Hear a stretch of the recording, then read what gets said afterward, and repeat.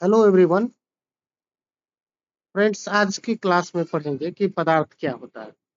अगर पदार्थ के बारे में अगर अभी तक आपने नहीं समझा है तो आशा रखिए कि आज के बाद आप पदार्थ के बारे में पूर्णतः समझ पाएंगे।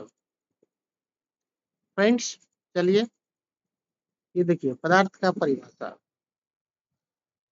एक सेकेंड।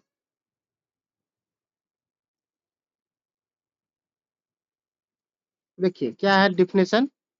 जिस वस्तु का द्रव्यमान हो और जो स्थान घेरती हो उसे क्या कहते हैं? पदार्थ कहते हैं। अब मैं एक शब्द में अगर किसी छोटे बच्चे को समझाना हो पदार्थ के बारे में कि पदार्थ क्या होता है तो मैं उसको बता सकता हूँ कि आपके आसपास जितनी भी सारी चीजें हैं जिसे आप देख पा रहे हैं या नहीं भी देख पा रहे हैं लेकिन महसूस करते हो, सारे के सारे क्या है? पदार्थ। जैसे आपके सामने में होगा टेबल, कुर्सी, बेंच, बॉल, पंखा, बहुत सारी चीजें, ब्रिक्स, ईंट, पत्थर, बहुत सारी चीजें आप देखते होंगे। सारे के सारे क्या है? हवा है। और उसका कुछ क्या है? द्रव्यमान है, यानी कि मास है। कोई भी वस्तु दुनिया में हो उसका कुछ न कुछ क्या होगा? मास होगा। मास का मतलब यहाँ पे हम समझ सकते हैं कि उसका वेट।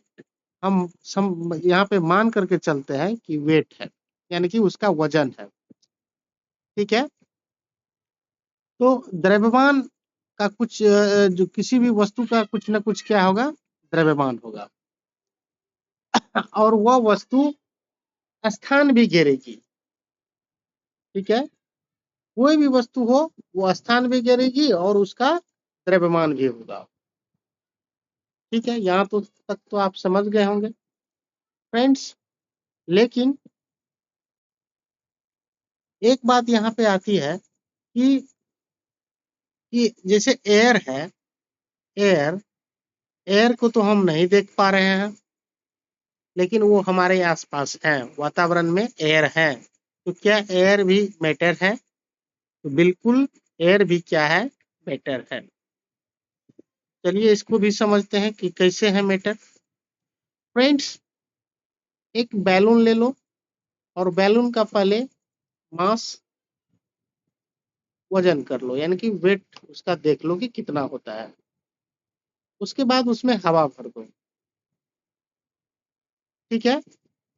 अब क्या करो कि दोनों के वेट को, यानी कि हवा भरने से पूर्व और हवा भरने के बाद दोनों को वेट को फिर से मेजर करो तो आप पाएंगे कि हवा भरने के बाद उसका वजन बढ़ गया।